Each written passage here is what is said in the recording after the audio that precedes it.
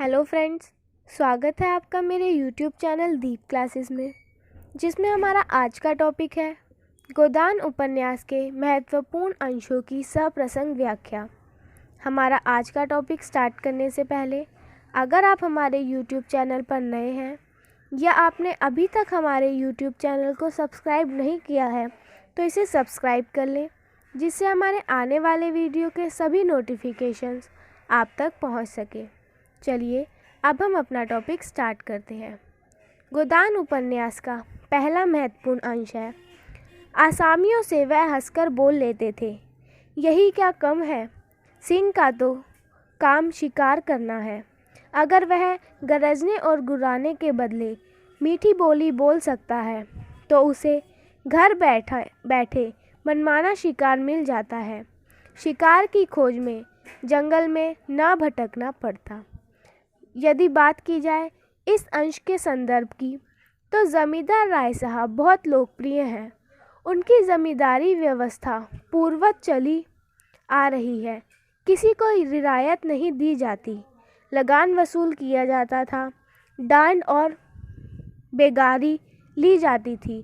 लोग इसे व्यवस्था का अंग मानकर स्वाभाविक रूप से सह जाते थे।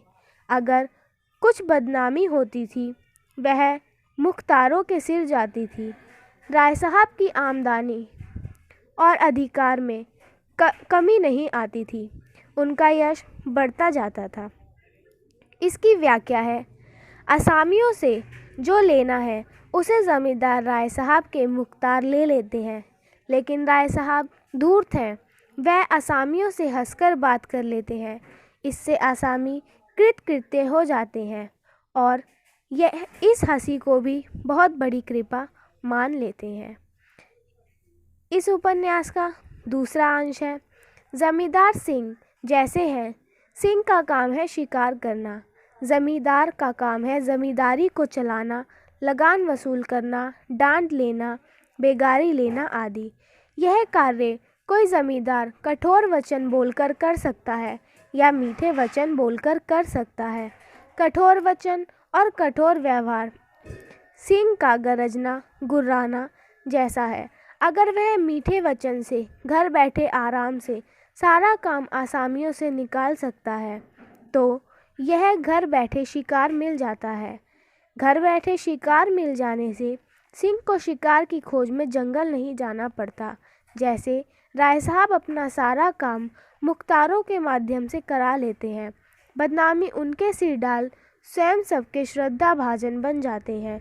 उनकी कृति बढ़ती है, वह बहुत चालाक है। लक्षण कह रहे हैं कि बहुत जल्द हमारे वर्ग की हस्ती मिट जाने वाली है। मैं उस दिन का स्वागत करने को तैयार बैठा हूँ। ईश्वर वह दिन जल्दी लाए, वह हमारे उद्धार का दिन होगा। हम परिस्थितियों के शिकार बने हुए हैं। ये परिस्थितियाँ ही हमारा सर्वनाश कर रही है और जब तक संपत्ति की यह बेड़ियाँ हमारे पैरों से नहीं निकलेगी, जब तक यह अभिशाप हमारे सिर पर मंडराता रहेगा, हम मानवता का वह पद ना पा सकेंगे जिस पर पहुंचना ही जीवन का अंतिम लक्ष्य है। बात की जाए इसके संदर्भ की तो ज़मींदार राय साहब जानते हैं कि समाज में ज़मींदारों के शोषण प्रवृत्ति बढ़ती गई है और धीरे धीरे समाज में इसके प्रति विरोध और असंतोष बढ़ रहा है।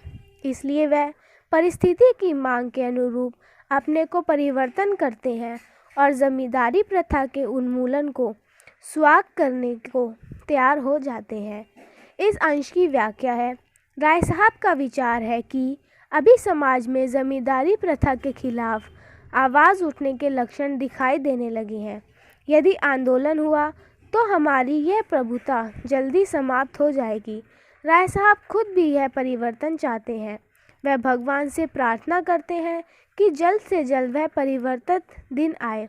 वे मानते हैं कि परिस्थितियों का दास बनकर हम ज़मींदार हैं और आसामियों पर जो शोषण हो रहा है उसे करने को हम मजबूर हैं। इससे हमारा सर्वनाश हो रहा है।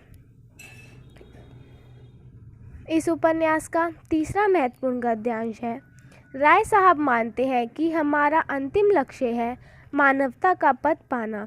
यह तब तक संभव नहीं होगा जब तक हम सिर पर जमींदार होने का अभिशाप ढोते रहेंगे और जमींदारी को संपत्ति की बेड़ी हमारे पैरों पर पड़ी रहेगी। यह संपत्ति हमारे लिए अभिशाप है। यह हमें मानवता का ऊंचा पद नहीं दे पाती। हम अपने अस्तित्व की रक्षा के लिए प्रजा का शोषण करने को मजबूर होते हैं। हम सच्चे इंसान बन नहीं पाते हैं। जब यह जमींदारी प्रथा समाप्त हो जाएगी, वह दिन हमारे उद्धार का दिन होगा। हम भी मुक्ति की सांस लेंगे। हम उस दिन सच्चे अर्थ में मानवता के उपासक बन जाएंगे। विपन्नता से इस अथाह सागर में सहयोग की वह तृण था जिसे पकड़े हुए वह सागर को पार कर रही थी। इन असंगत शब्दों के यथार्थ के निकट होने पर भी मानो झटका देकर उसके हाथ से वह तिनके का सहारा छीन लेता है, बल्कि यथार्थ के निकट होने के कारण ही उनमें इतनी वेदना शक्ति आ गई। काना कसने से काने को जो दुख होता है वह क्या दो आँखों वाले आदमी को हो सकता है। बात की जाए इस अंश के संदर्भ की, तो होरी राय साहब के गांव जाने की तैयारी कर रहा है। हंसी मजाक में वह पत्नी धनिया को बताता है कि मर्द साठे पर पाठे होते हैं। धनिया यथार्थ का अनुभव करके कहती है कि तुम जैसे मर्द साठे पर पाठे नहीं होते। होरी भी इस यथार्थ को स्वीकार करता हुआ कहता है, 60 तक पहुंचने की नौबत ना आ पाएगी धनिया, इसके पहले ही चल देंगे। यहाँ लेखक होरी के चले जाने के बाद यह सुनकर धनिया के मन की क्या स्थिति है उसका वर्णन करते हैं। इसकी व्याख्या है, होरी का यह कथन 60 तक पहुंचने की नौबत नहीं आएगी, धनिया के हृदय में आतंकमय कंपन उत्पन्न कर देता है। उसके लिए आर्थिक दुर्व्यवस्था और विपन्नता एक अथाह सागर जैसी थी। भारतीय नारी होने के नाते धनिया की मंगल कामना, व्रत, नारित्व की तपस्या, सुहाग उसे सहारा देने वाला तृण था जिसके आधार पर वह कठिनाइयों को पार करना चाहती थी। इसका चौथा महत्वपूर्ण काव्यांश है, होरी ने जो कुछ हंसी मजाक में कह दिया वह यथार्थ के निकट था। होरी की उम्र 40 से अधिक ना होने पर भी जीवन संघर्ष में वह जर्जर हो चुका था।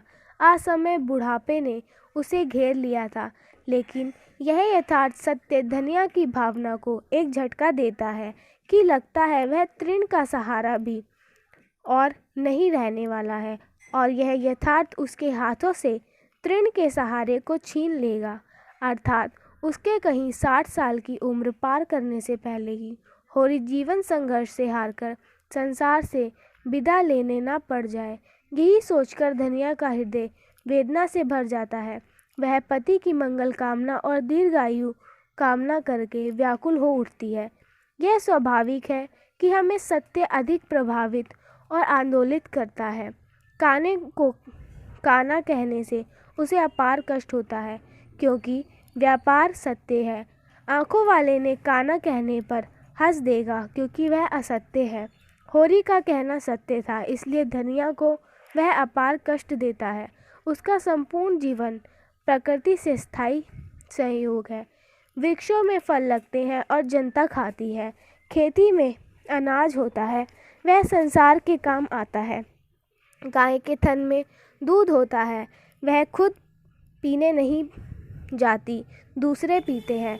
मेघों से वर्षा होती है, उससे पृथ्वी तृप्त होती है। ऐसी संगति में कुत्सित यथार्थ के लिए स्थान कहाँ। होरी किसान था और किसी को जलते हुए घर में हाथ सेकना उसने सीखा ही नहीं था। बात की जाए इस अंश के संदर्भ की, तो भोला होरी को गाय उधार पर देने को राजी हो जाता है।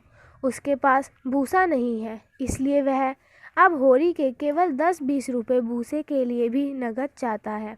एक मनुष्य के रूप में होरी में एक स्वार्थ भावनाएं है, लेकिन एक किसान के रूप में उसका जीवन त्याग से भरा है। बात की जाए व्याख्या की, तो होरी अपनी मनोवृत्ति का परिचय देता है। कुछ खरीदते समय मोल तोल करना, ऋण चुकाते समय कुछ ब्याज छुड़ाने के लिए महाजन की चिचोरी करना, जब तक पक्का विश्वास ना हो जाए तब तक किसी के फुसलावे में नहीं आना उसके स्वाभाविक गुण है। फ्रेंड्स, हमारा आज का टॉपिक यहीं ख़त्म होता है। वीडियो पसंद आया हो तो वीडियो को लाइक एंड शेयर करें और हमारे चैनल को सब्सक्राइब करें। Thank you for watching.